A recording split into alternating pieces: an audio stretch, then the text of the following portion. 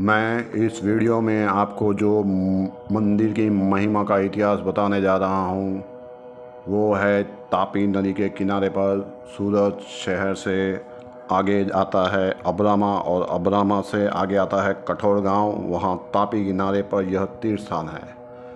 मंदिर का जो मैं इतिहास बताऊंगा वो शायद आपके गले नहीं उतरे, लेकिन वो इतिहास खुद महादेव ने अपने पुत्र कार्तिक स्वामी जी को सुनाया था। तापी पुराण, स्कंद पुराण, तापी महात्म्य में इसका वर्णन है। गांव में हरियाली के बीच में बसा है यह मंदिर।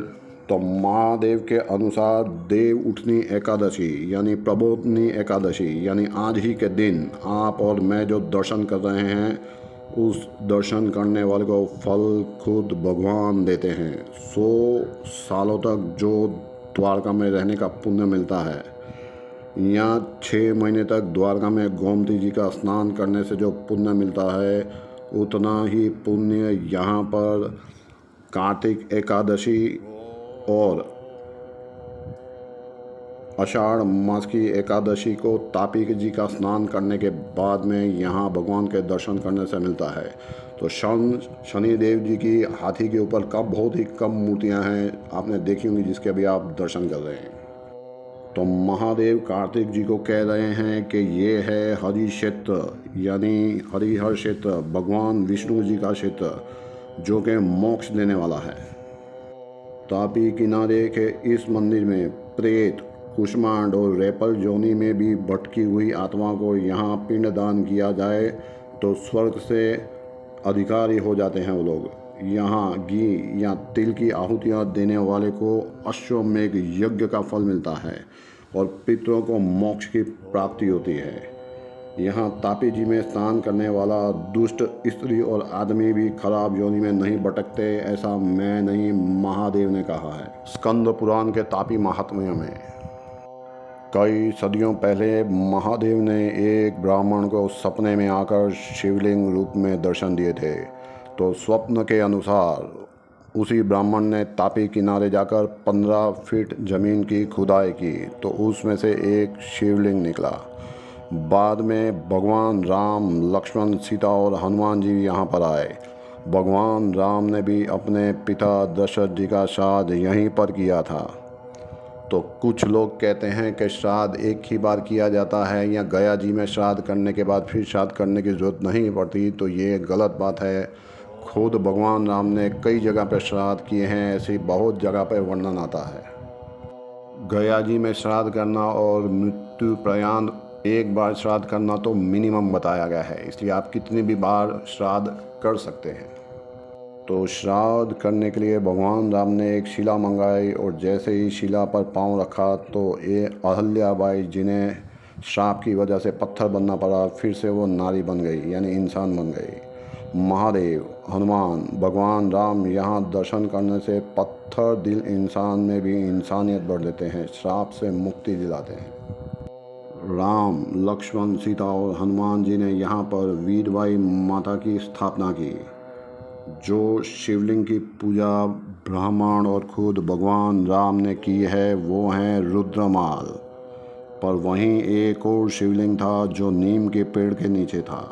गुजराती में नीम के पेड़ को लिमड़ानु झाड़ कहा जाता है और धीरे धीरे यह मंदिर लिमड़ेश्वर महादेव के नाम से पहचाना जाने वाला। लेकिन भगवान राम ने जिसकी पूजा की थी वो हैं रुद्रमल महादेव। इसी मंदिर में रुद्रमल महादेव और लिमड़ेश्वर महादेव के बीच में एक स्थान था जहाँ पे पीपल का, नीम का पेड़ था और उस नीम के पेड़ को काटने का दोष ना लगे इसीलिए गांव वालों ने यहाँ पर सन संवत 1978 में श्री योगेश्वर, पार्वती जी और दत्तात्रेय भगवान की स्थापना की।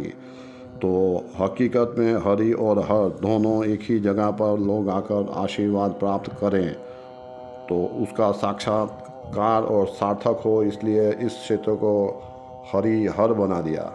तो तापी पुराण में इस क्षेत्र का नाम हरिहर था, तो इसीलिए यहाँ पर हरि की भी मूर्ति की स्थापना की गई। सावन महीने में यहाँ पर पार्थीश्वर शिवलिंग बना के पूजा की जाती है। पार्थीश्वर मतलब अपने हाथों से मिट्टी लाकर शिवलिंग बनाया जाता है, उसमें प्राण स्थापना की जाती है और फिर उसका विसर्जन किया जाता है। तो ओमकारेश्वर में सबसे ज़्यादा ये प्रथा है पार्थीश्वर शिवलिंग पूजा की, तो उसकी भी लिंक मैं आपको दे दूँगा, तो उसके बारे में विशेष रूप से आप जानकारी प्राप्त कर पाएंगे। हनुमान जी की भी यहाँ पर मूर्ति है, वो साक्षात हनुमान है, उनकी जागृत मूर्ति है। पोषी मास की पूर्णिमा को यानी 17/1/2022 को इसी मंदिर में बासमती चावल से रुद्र अभिषेक पूजा होने वाली है। तो सबको वीडियो भेजें और जानकारी दें कि वो इस दिन यहाँ पर आकर लाभ उठा सकें और लोगों को भी दर्शन करवाएं। मंदिर में डोनेशन करना चाहें तो महाराज का नंबर है 9327333507। ऐसे ही 400 मंदिरों के दर्शन करने के लिए सब्सक्राइब करें यूट्यूब चैनल रोज़ एक मंदिर के दर्शन। और कुछ क्षणों के तो